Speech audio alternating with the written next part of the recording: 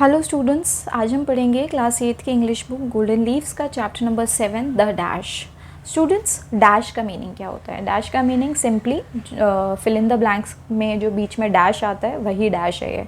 पर ये डैश का रियल इस चैप्टर में जो मीनिंग है वो थोड़ा सा डिफरेंट है, but more related to fill in the blanks की तरह है। जैसे जब हम पैदा होते हैं और जब हम मरते हैं उसके बीच में हम अपनी ज़िंदगी जीते हैं। तो ये जो ज़िंदगी हम जीते हैं, हमने क्या क्या किया उस लाइफ स्पैन में, वही डैश रिप्रेजेंट कर रहा है। ठीक है कि हम बड़े हुए, हम क्लास में फर्स्ट आए, फिर हम 12th पास करी, हम कॉलेज गए, हमने नौकरी करी, उसके बाद शादी करी, बच्चे किए, ग्रैंड पेरेंट्स बने, एंड देन फिर हम मर गए। तो ये हमारा जो अभी हमने बीच में लाइफ में किया, यही हमारा डैश रिप्रेजेंट कर रहा है।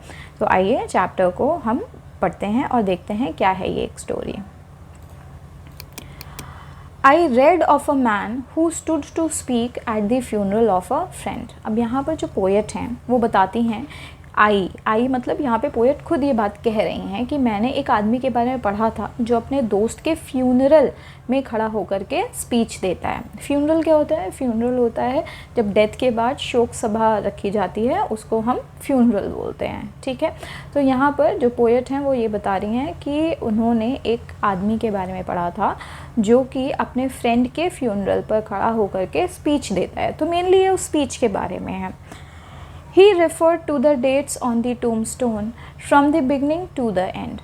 फिर वो जो पर्सन है, जो स्पीकर है, ठीक है, जो दोस्त है, वो बताता है कि क्या कहते हैं, वो शुरुआत करता है अपनी स्पीच की उस डेट को देख करके। अभी यहाँ पर टॉम स्टोन का मतलब है ये जो टॉम बना हुआ है किसी की भी समाधि, जहाँ पर भी किसी की डेथ होती है और वहाँ पर उसका नेम और उसका डेट और डेट ऑफ बर्थ और डेट ऑफ डेथ को लिख दिया जाता है, वही टॉम स्टोन होता है। जैसे कि इस पिक्चर में है जहाँ पर रिप लिखा हुआ है, यहाँ पर पर्सन का नाम होता है, इसके नीचे इसकी डेट ऑफ बर्थ और डेट ऑफ डेथ लिखी होती है। ठीक है, तो मेनली ये उसकी डेथ के बाद, ये मेनली क्रिश्चियनिटी में ऐसा रिवाज है और मुस्लिम्स में ऐसा रिवाज है कि लोगों को दफनाया जाता है। जब लोगों को दफनाया जाता है तो वहाँ पर उनका इस तरीके से टॉम्बस्टोन बना दिया जाता है।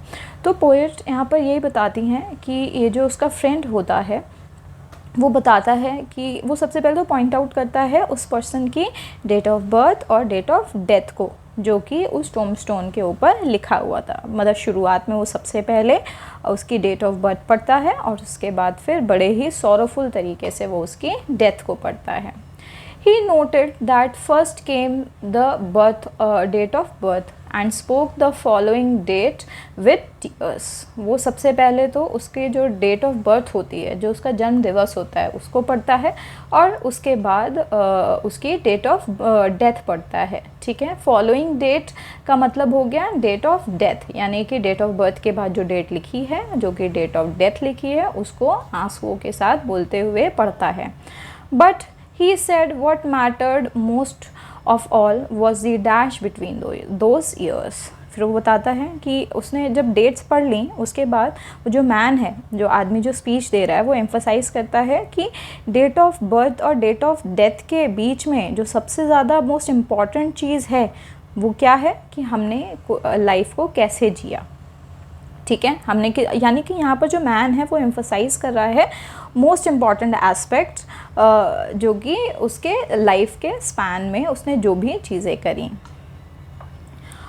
For that dash represents all the time they spent live on earth. फिर यहाँ पर ये जो डैश है ये रिप्रेजेंट कर रहा है क्या? ये रिप्रेजेंट कर रहा है कि जो भी लाइफ हमने जी अपने पूरे जीवन काल में, जब तक हम जिंदा थे और हम धरती पर थे, सिर्फ उसी के बारे में ये डैश जो है वो रिप्रेजेंट कर रहा है। And now only those who loved them know what that little line is about. फिर वो बताते हैं कि ये जो लिटिल लाइन है, जो कि एक डैश है, वो क्या है? ये सिर्फ वही लोग जानते हैं, ठीक है, जो कि उसके प्रियजन थे, यानी कि वो जो पर्सन है, जो उसका फ्रेंड है जो मर चुका है, सिर्फ उस पर्सन के प्रियजन ही मतलब लव्ड वंस ही जानते हैं कि वो जो छोटी सी लाइन जो डैश है उसका कितना ज़्यादा वर्थ है, उसकी कितनी ज़्यादा वैल्यू है उस चीज़ की। यानी उस इंसान ने किसी के साथ अपना पूरा जीवन बिता दिया, ठीक है, दोस्त बनाए, रिलेटिव्स बनाए और फैमिली एक्सटेंड करी,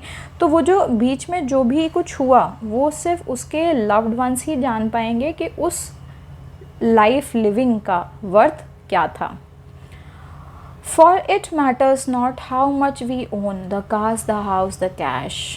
What matters is how we live and love and how we spend our dash. फिर जो पर्सन थे, जो फ्रेंड थे, वो बताते हैं कि क्या मैटर करता है इस पूरे टाइम में, जितने टाइम हम जिंदा थे धरती पर, कि हमने क्या ओन किया, जैसे कि कार्स, हाउसेस और कैश, या फिर जो ज़्यादा इम्पॉर्टेंट है वो क्या है कि हमने किस तरीके से लाइफ को जिया, कितने प्यार से हम लोगों के साथ रहे, और मेनली यही सारी चीज़ें, जो हमारा लव है, अफेक्शन है दूसरों के लिए, वो ज़्यादा मायने रखता है, ना कि हमने क्या चीज़ें खरीदी, जैसे कि गाड़ी, घर, हमने कितना कैश इकट्ठा किया अपने पूरे जीवन काल में। ये सब कुछ भी ये सारी चीज़ें मैटर नहीं करती, ये सिर्फ मटीरियलिस्टिक चीज़ें हैं। तो यहाँ पर जो पर्सन है वो मेनली किस चीज़ के ऊपर एम्फोसाइज़ कर रहा है, वो एम्फोसाइज़ कर रहा है कि हमने अपने जीवन काल में कितने लोगों के साथ अच्छे रिश्ते बनाए, कितने पॉजिटिव एस्पेक्ट्स हमने अपने लाइफ में रखे, और कितना ज़्यादा हमने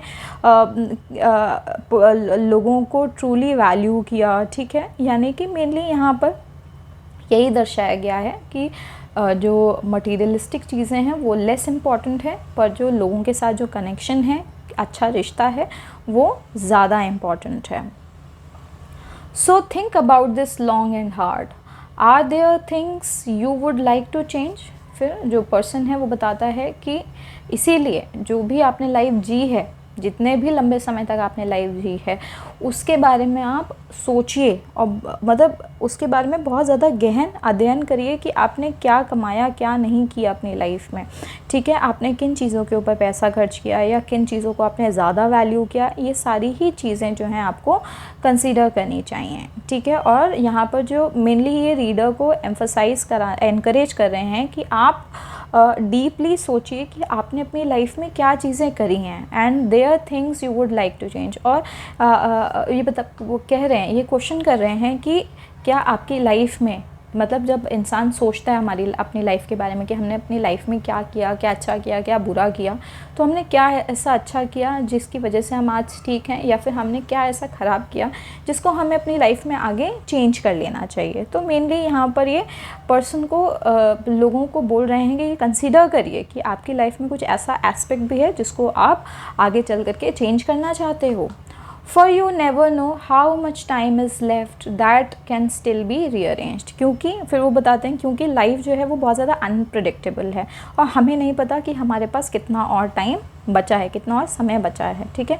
इसीलिए हमेशा पॉजिटिव इम्पैक्ट लाने की कोशिश करनी चाहिए। जब तक हम ज़िंदा हैं, हमें हमेशा ही हमें अपने अंदर पोटेंशियल लाना चाहिए कि हमारे आसपास पॉजिटिव चेंजेस हों, ठीक है, और हम में खुद में भी पॉजिटिव चीज़ें आएँ जब तक कि हम जीवित हैं।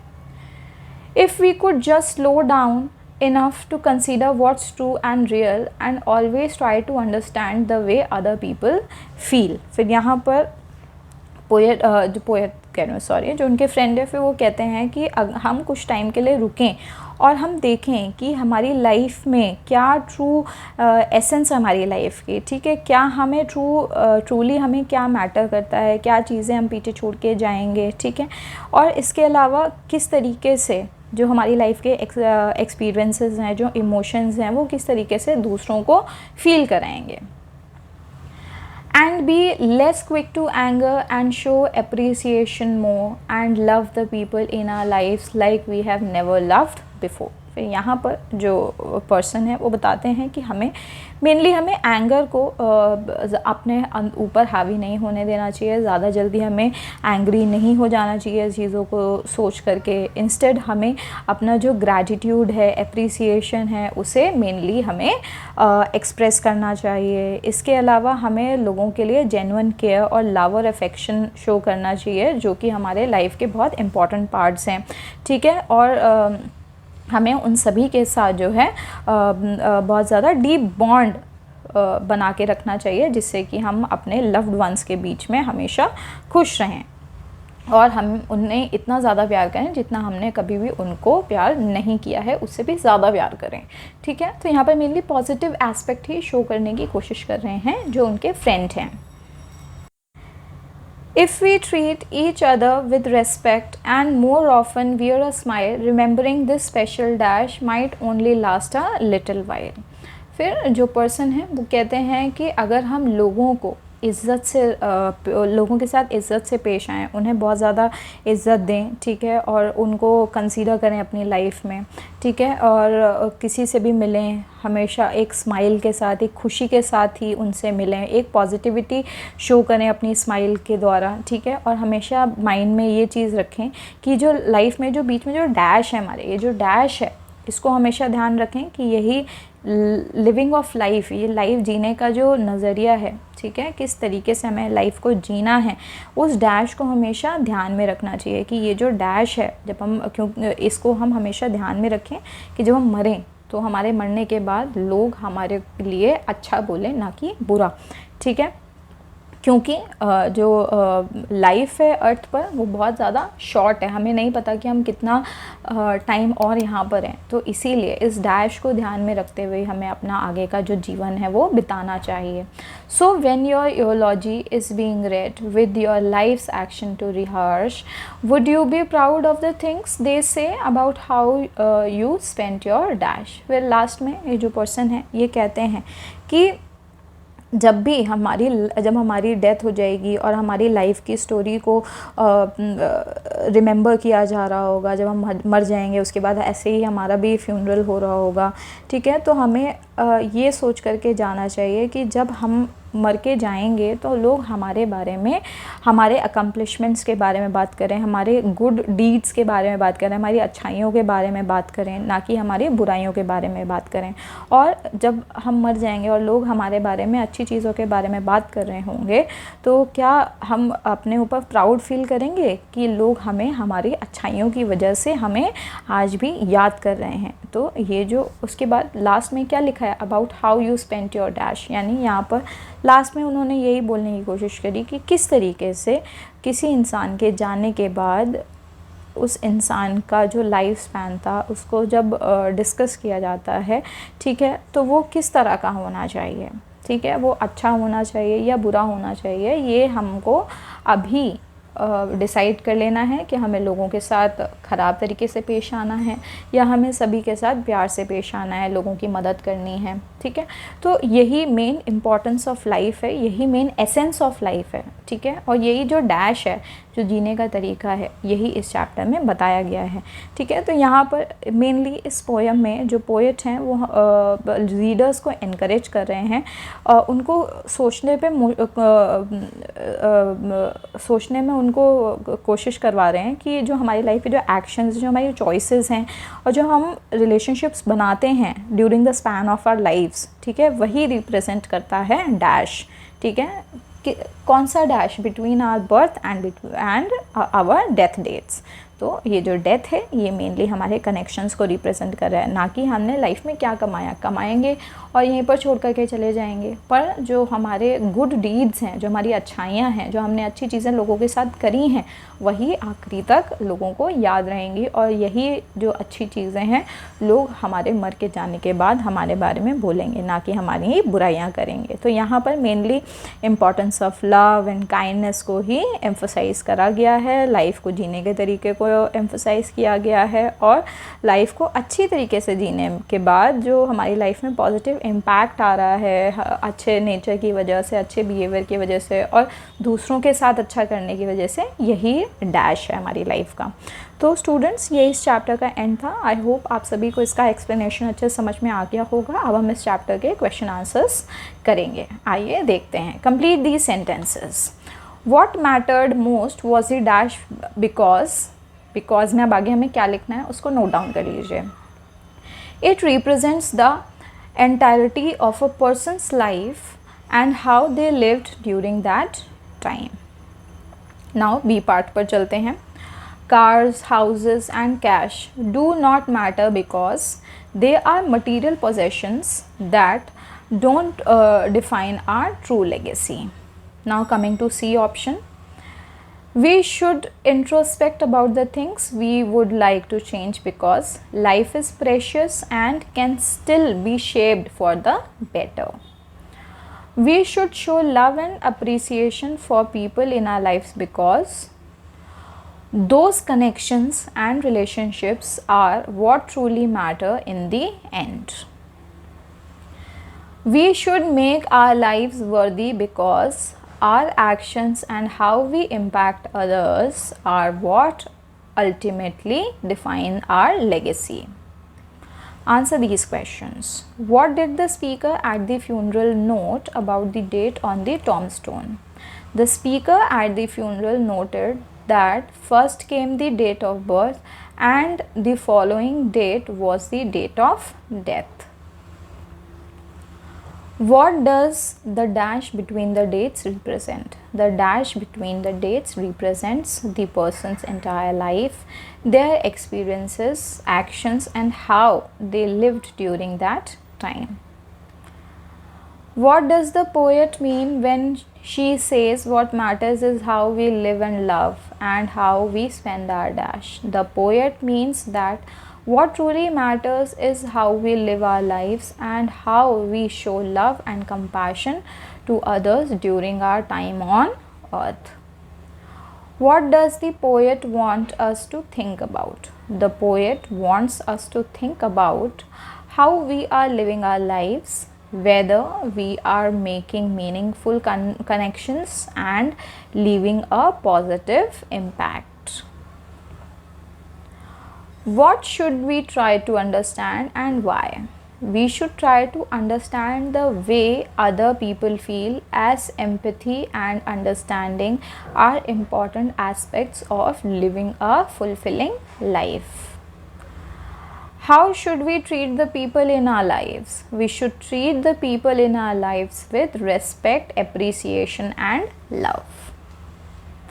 Why does the poet say that this special dash might only last a little while? The poet suggests that life is short and unpredictable and our time here is limited, so we should take the most of it. We should make the most of it.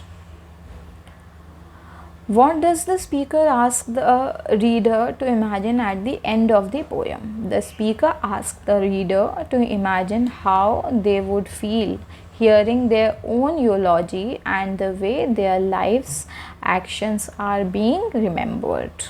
Now, reference to context. But he said what mattered most of all was the dash between those years. Who is the speaker and on what occasion is he speaking? The speaker is a friend of a person who is now dead. The speaker is delivering the speech at the funeral of his friend. What does the dash symbolize? The dash symbolizes the entirety of a person's life, encapsulating all their experiences, actions, and how they lived during that time. Which line shows that the speaker was close to the man he was talking about? The line "and spoke the following date with tears" indicates that the speaker was close to the man he was talking about, as the emotion of sorrow is evident in the way he mentioned the date of death. Who will recognize the worth of the line between the ears? The line, and now only those who love them, suggests that people who loved the deceased person will recognize the worth of the line between the birth and death dates, implying that close relationships hold the key to understanding the value of dash. What matter is how we live and love, and how we spend our dash. What are the things that should not matter in our lives? Material possessions such as cars, houses, and cash should not matter in our lives. Why should we introspect and try to change our lives? We should introspect and try to change our lives because life is finite and we have the opportunity to make positive changes while we are still alive. By considering what's true and real, we can focus on what truly matters and prioritize meaningful experiences. What, according to the poet, is true and real? According to the poet, what is true and real are the genuine emotions, connections, and experiences that make up our lives. These hold more value than material possessions. How can we improve our lives? We can improve our lives by treating others with respect, showing appreciation, slowing down to understand others' feelings, and living with love and kindness. By doing so, we can create a more meaningful and fulfilling existence represented by the dash between our birth and death dates. Now think and answer. What can a person do to leave a positive and lasting legacy? A person can leave a positive and lasting legacy by living a life filled with love, kindness, and meaningful connections, by making a positive impact on others, and by contributing positively to their community and the world. Ellis uses the dash as a metaphor for life. Explain. The metaphor of the dash symbolizes the entirety of a person's life, encapsulating all their experiences, choices, and actions that occurred between their birth and death. What do we learn about the worth of the material things in our lives? The poem teaches us that material things like cars, houses, and cash hold little significance compared to how we live, love, and connect with others. Explain the following lines from the poem. For you never know how much time is left that can still be rearranged. This line reflects the idea that life is unpredictable and we don't know how much time we have.